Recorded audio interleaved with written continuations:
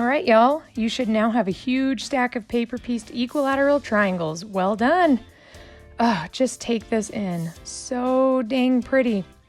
Now we're about to make a huge mess like this while we trim all of these. But before we trim, you can see as I flip through these that they're a little bit floppy, as fabric naturally is. So while all of these blocks are floppy, you can see that our first set of blocks are nice and crisp. You should still have paper on the back of all your blocks, and before we start trimming and ripping paper, we're going to starch and press each one. This is just generic ironing spray starch from Walmart with a heavy finish. I like my blocks on the crisper side because then when we go to piece them all together, they'll be nice and easy to work with.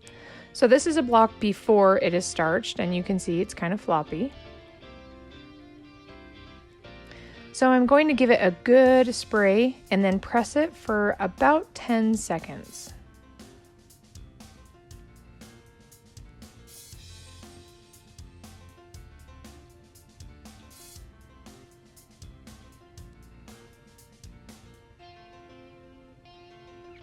And now you can see it is a lot stiffer. I love it.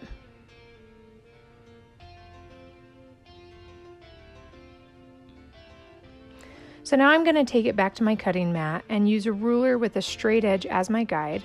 I'll trim off the excess fabric of each side right up against the edge of the paper template.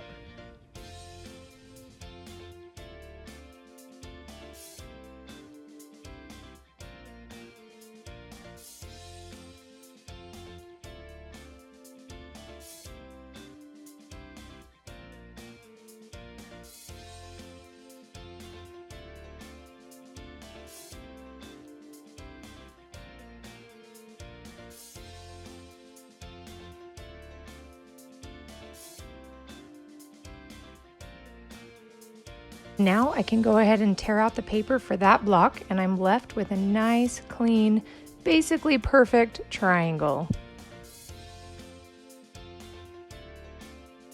Booyah!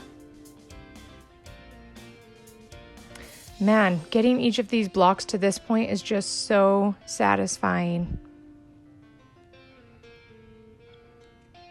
So let's get down to business spraying and pressing each block. I learned with my specific spray starch that it looked better if I gave it about 15 seconds or so to sink in before pressing it. And I found that it was easier to spray a set of 6 and then press them, and then spray the next set and then press those. As I flip through these, you can see a world of difference that it makes to starch your blocks and then press them.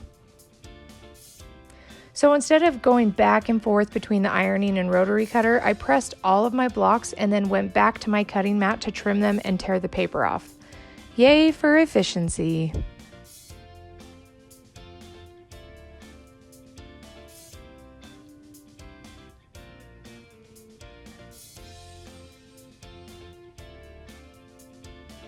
Sometimes when I was trimming my blocks, I would accidentally shave off a tiny piece of the paper.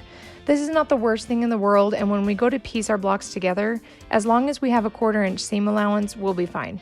So don't fret, but do try to do your best to just trim right up against the edge of that paper.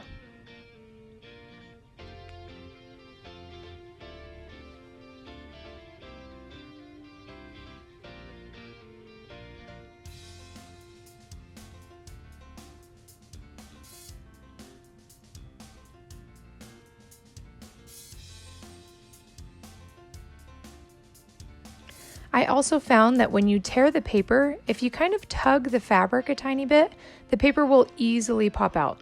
But again, this process is easier when using newsprint paper and, more importantly, piecing with a tight stitch per inch. Remember in the last video, mine was set to 1.6 millimeters.